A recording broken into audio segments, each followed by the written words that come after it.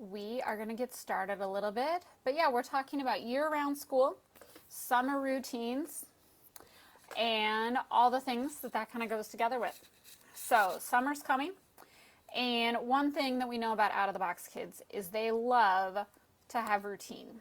They love sameness, they love routines, and they just like to know what's going on. So one big thing that we enjoyed when our homeschool started was that we didn't have to take Columbus Day off, or parent-teacher conference, or fall break, or spring break, because we could just do school when we wanted to do school, because a holiday didn't really mean anything to my kids when they were 5 and 6. They didn't know that they weren't supposed to do school. And so we just kind of kept doing school. So we rarely take Columbus Day or those random Monday, Friday holidays. We kind of just do school because that's what we're doing. But on the flip side, we also take our breaks whenever we want to take them. So we took a spring break the first week of April because my daughter went on a trip with her grandma. And we took another spring break last week because we helped that same grandma move to another state. She lived here in town with us, and she's moving to another state. And so we moved her, and we canceled school for the week, and we could do that without any challenge because we're homeschoolers.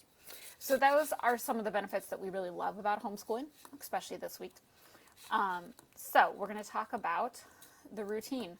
So having those kinds of kids with those kinds of quirks, you want to have a routine. So when you are thinking about a traditional school, you have one schedule that is from when school starts in the fall until about now, or wrapping up in the next couple weeks. And then suddenly you're on summer and you're like, okay, now what do?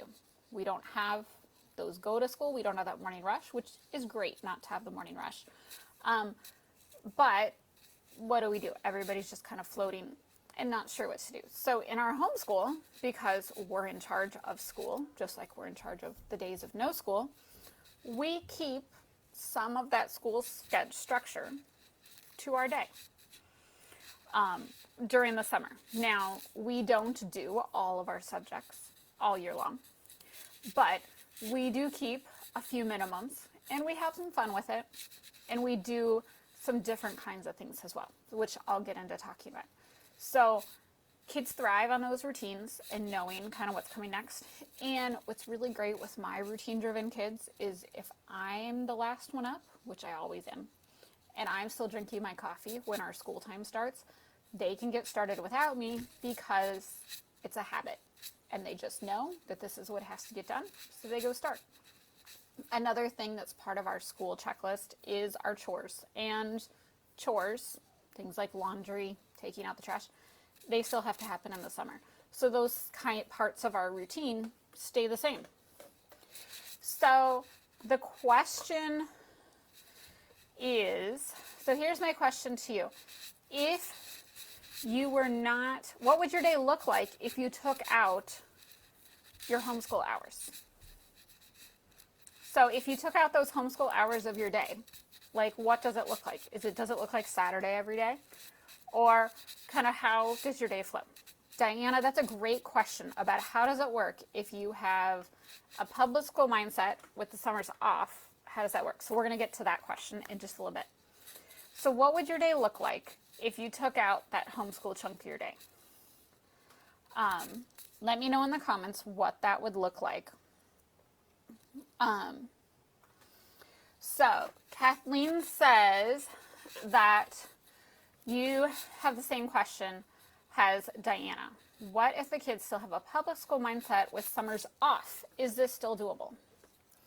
So, and that you, Kathleen, have one kid in public school and that you're still teaching 3 in the homeschool. And so you want to do that.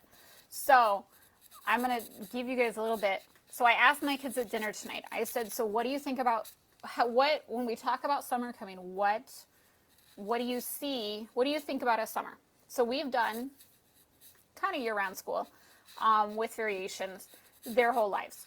So I asked them, and they all said, well, we think about going to the pool. We think about doing our summer theater show. We think about getting to be outside. So none of them said, Mom makes us do school all day, every day, and it's horrible. So they know school is a little part of their day, but our school day is much, much shorter, and they get to do all the fun summer stuff. In fact, a big part of what we do is we just kind of have a couple must-dos, and then they move on. We also let the rest of our life take precedence and priority over our homeschool time. So even this week, while some of our co-op things are wrapping up and we just got back from our trip, in fact, I was even in a car accident on Monday, school hasn't really happened because those real life things we've let them take over, and then we're kind of stumbling and starting into summer. So Brittany, you said you have to do an annual assessment before June 30th every year.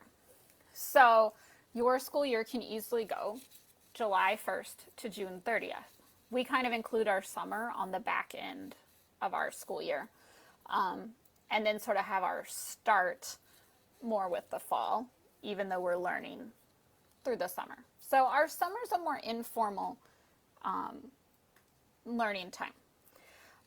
Because we're a homeschool family, and even if you have some kids at home and some kids, like our family routine and our family rhythms are kind of based around that this is what we do. We spend a good chunk of our morning doing our school things. In our house, we have a master spreadsheet, and everybody has the things we do together, and then their individual tasks. And so we kind of keep that. So they do things like read for their summer reading program at the library. So that's a fun thing because that's something different. I let them choose what they read in the summer. I don't assign their reading books for the summer. And then they get the prizes at the library. So that's one of the extra things that we do. It can also look like things like having your swim lessons or different kinds of things. We will be doing some of our math books because I do have a child with dyscalculia, and we're still working on last year's math book, and we need to keep going so that they can finish that, and they just work better without a stop. We also are part of 4-H, and so we'll be working on our fair projects, and those are much more interest-led and doing things that they're interested in. We'll be doing posters on geology and their rock collections, as well as projects about hiking, working on some short stories to submit, all of those kinds of things. So our summer learning is a lot more interest-led and a lot more free, and it's more about just keeping using their minds while we're not doing as formal of school. Because I know, and I see it in my kids, is that their behavior is better when we do those exercising that intellect as part of our day. It helps them be creative and not get as stuck with just watching their TV or their screens all day, and being outside, having that little bit of rhythm helps us to get going and to keep our minds fresh and to keep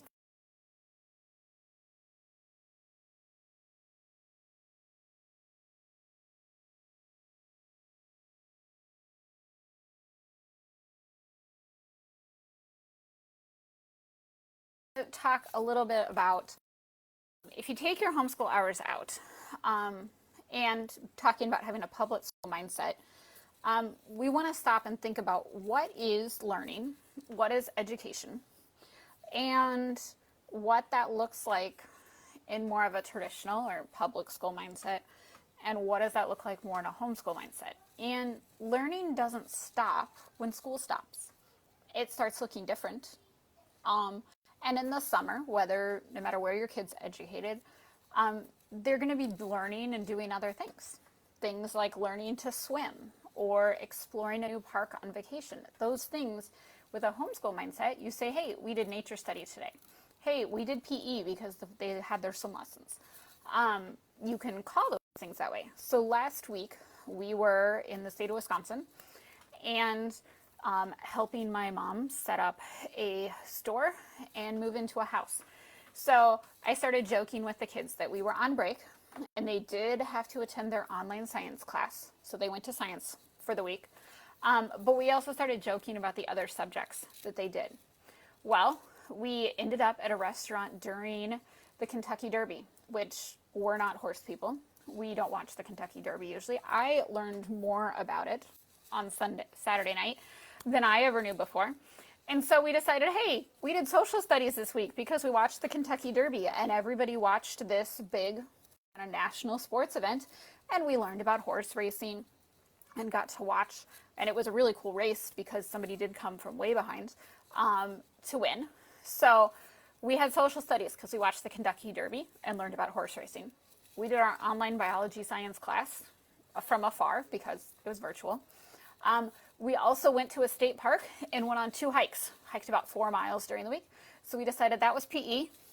And then we learned a lot of life skills because my kids, my oldest, my 13-year-old, learned how to hang curtain rods and use power drill.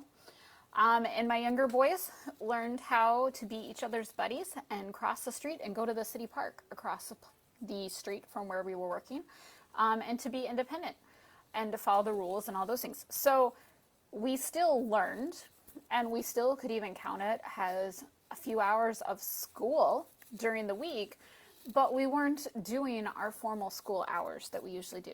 I didn't have our checklist. I didn't have their assigned reading books. We didn't really do any formal math other than the measurements that we had to do to hang curtains and such things. But we were learning. And we were learning together, and we were working together as a family. So we were doing all of those things. They also did some ecology and nature because they were working on the Wisconsin Junior Ranger program. So we did all kinds of different things, and it might not look like school in a traditional sense, but it was still learning. It was still growing. We were still intentionally doing things as a family, and they were learning new skills that will equip them for life beyond our house, which, as parents of kids, that's one of the goals that I have, is that my kids are successful adults when they leave my home, and I get to be a big part of that as being their homeschool parent. So getting to learn all of those things, and that's more what our learning looks like in the summer. So during the summer, really practically, what it looks like is it's more independent. They kind of have their different lists to do. Like I said before, we use the library summer reading program. In fact, we live in a community where we have 2 different libraries, where it's a Twin City area. So we could actually even do both library summer reading programs if we wanted to. So they read their choice of books. I assign their school reading books during the school year. During the summer, I don't assign their books and let them read what they want, and they keep track of it. And so they can earn those prizes. In our community, there's a lot of different prizes for, food, gift certificates, backpacks, all kinds of fun stuff. And so they get to earn those prizes, free books for doing their things. So that's an easy thing that we add, and it's just a check mark that they make each day. Another thing that we do is I do have some kids that will be working on math. I will tell you, you don't have to finish every page of every workbook, but in our family, our math program is something I want them to finish. So we'll be working on that for the next several weeks to get that, and we might even start into the next one because my kids with dyscalculia don't do good with a big gap, and so they just need to keep practicing, and so we'll just keep going. Another thing is that we add our chores. Laundry still has to be done, trash still has to be taken out, so that's still a daily thing on their to-do list. So they have their summer reading, they might have their math to do, their chore each day, and then the other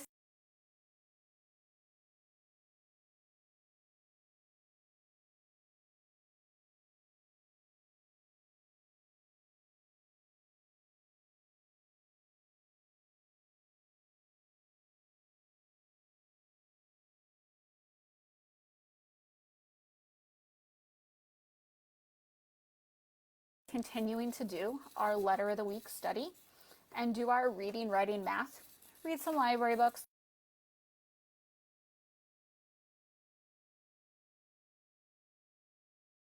That end up taking precedence and taking priority on a given time, and that's okay.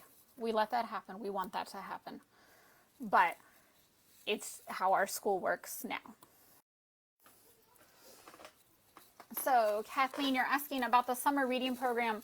So I do not assign their summer reading books. So they have finished the book list that I gave them for the school year, and they get to choose whatever they want. So we'll make some trips to the library. We have quite a home library, and they'll read what they want. I am assigning 2 of my kids. I want them this summer sometime to read the Chronicles of Narnia because it's something they're very capable of, and they've just not read it before. So one of my kids just started that this week. But I don't really oversee and micromanage their reading in the summer. And they are big readers, so I'm not very concerned, and they're all fluent readers. So they read at bedtime. They read more than enough.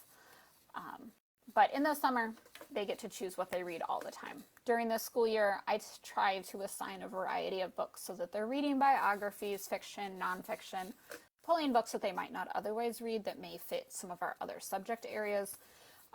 So they're reading that alongside their interests. But in the summer, I don't assign what they read. I just want them reading as part of a time filler between screen time, for one thing. So one other thing that I want to say, as I was talking to another mom yesterday, is I want to give you permission not to finish all of every workbook that you're doing. Curriculum of any kind, whether you use it all in a box or you have a pile of workbooks that you do with your kid, or you're doing what you want. Curriculum should be a guide. It should be a tool that you use to help you teach your child and to help them build the skills that they need to move forward and to grow in what they're doing. So if your work is accomplishing that, then it served its purpose. There's no extra gold stars or magic of getting all the way through the book.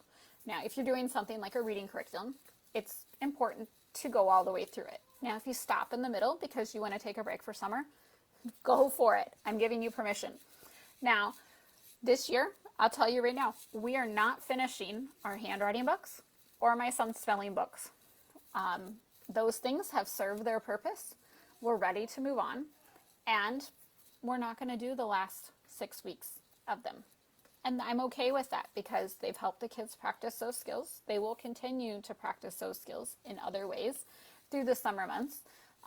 And based on what we choose to use next year, they'll continue to do that. But we're not going to finish all of everything. Now, our math books, we will. We're using Math UC, and those books don't have as many extra pages. And it's important that we do all 30 weeks of it. And so we will continue because we got a late start. And that's okay. But our summer learning gives us structure to our otherwise empty days. So sometimes summer camps and field trips and meetups with friends will take over. So we might only do school 2 or 3 days during the week, during the summer. But that's okay. Or we might just put it aside for a busy week and then pick it up a different week when, we are home every day. But it gives our family that structure because we like the routine and we want the structure. We definitely do a lot less school days now that they're older and they have other activities, but we are still having learn. Diana, you're asking about reading. What activities to ensure good comprehension? So the books that we use, one set of books that I've continued to use with all 3 kids have been from Sunlight, or for those wanting faith neutral, Bookshark. They have a list of grade level readers, and a lot of other programs do too. And then they come with a set of comprehension questions. So when my kids are in about 3rd grade, I let them start typing, and I have a Google Doc that I send them, and I ask them to type out the answers to the questions. There's also plenty of ways that you could just ask them questions about what they read, what happened, and what you read today. But asking questions is one of the best ways to check for comprehension. And just discuss what you read. It doesn't have to be written.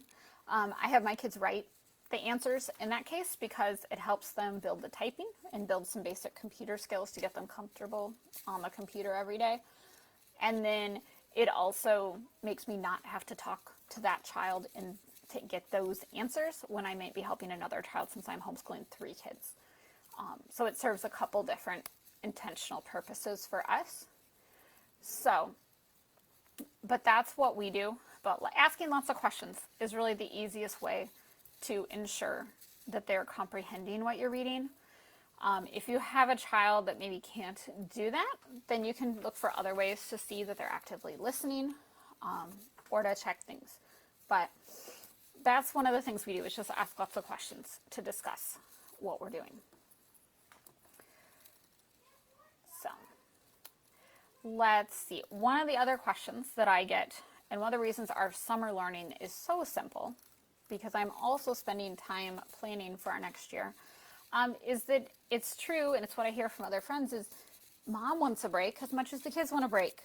So I've explained what we do for school. We keep it really simple. We keep it really fun and relaxed, and it's time for lots of those other kinds of learning. I may just talk to the kids and decide to say, hey, this week, why don't you spend some time doing Scratch on the computer and practicing programming, so that they're doing other kinds of learning or extras that maybe you didn't get to during the school year, whether it was field trips or the art project that went along with your history, or those kinds of things are a great thing to do as part of your summer learning routine.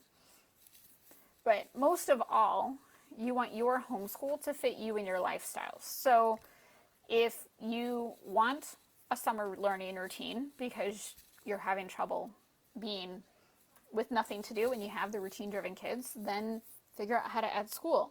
If you want to be able to travel in the off-season when it's not peak, hotels are cheaper, which is something else that we enjoy doing, then we adjust our school year to do more in the fall so that we can make it up. I know another family, and they start their school year, start and end it in January, and that's just what works for them. So some states, and I think Brittany mentioned this earlier, they have different rules about what the states requires, and in her case, she said that she has to turn paperwork in by June 30th each year. So, but even having that sort of deadline to have the end of your school year be June 30th, what the year in which you report, how you report your year of July 1st to June 30th, wouldn't have to match exactly with how you're doing your curriculum, and that you could do your assessment in the middle of the curriculum because they're always learning and they're always growing. I know when we lived in Florida and we had to do assessments all the time each year, the big thing that our assessment wanted to show was not whether or not we were above or below a suggested grade level. It was just that we had to show progress and that the children had to grow and learn new things, which is pretty easy to do when you're an active parent and you're being intentional in how you spend your time. So that was a pretty flexible as far as how you can do things.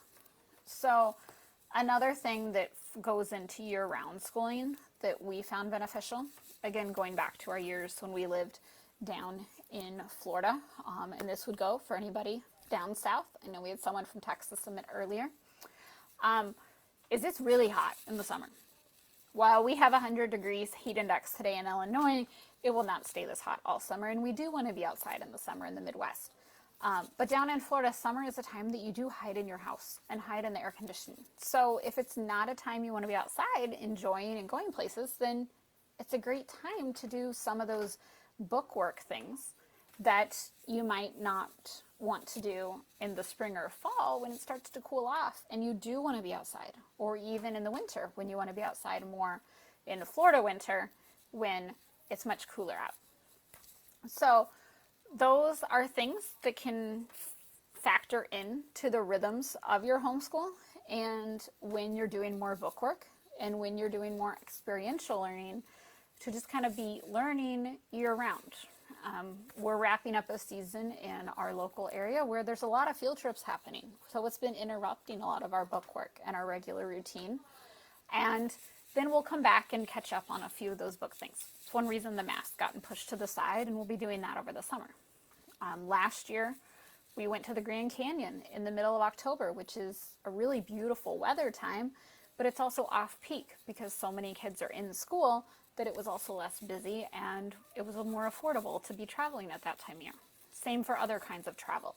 So you can kind of be flexible with your year to not take breaks and fit other kinds of things into your day and your homeschool year when you're thinking about a year-round model versus trying to fit all of your learning into just a traditional school year.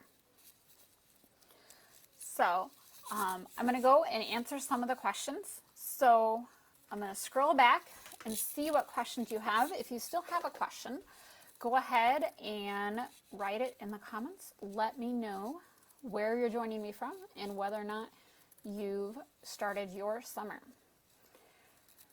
So we talked about having so we're going to go back to talking about if you have a public school mindset, or you even have a child or two where your kids are split between homeschool and public school, with summers off, is it still doable to have a summer routine? And it totally is.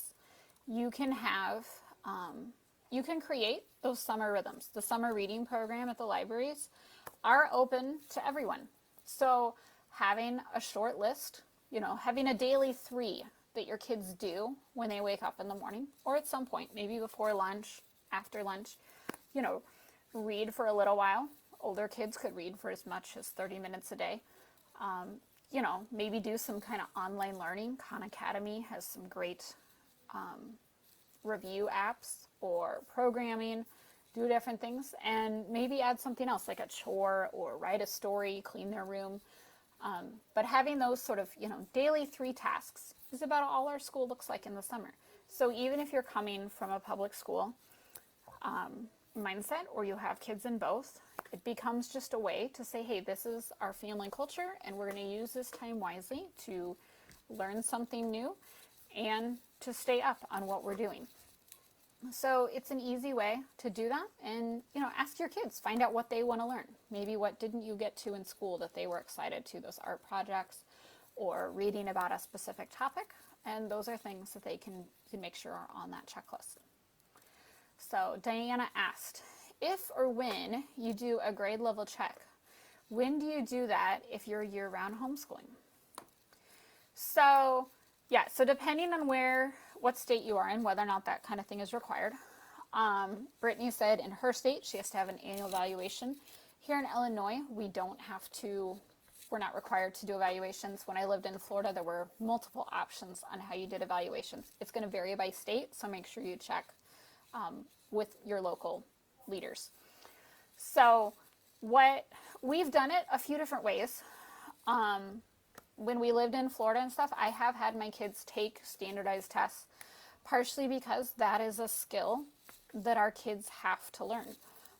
They will likely take standardized tests in the future. I have some kids with anxiety, and so I want it to be something that they can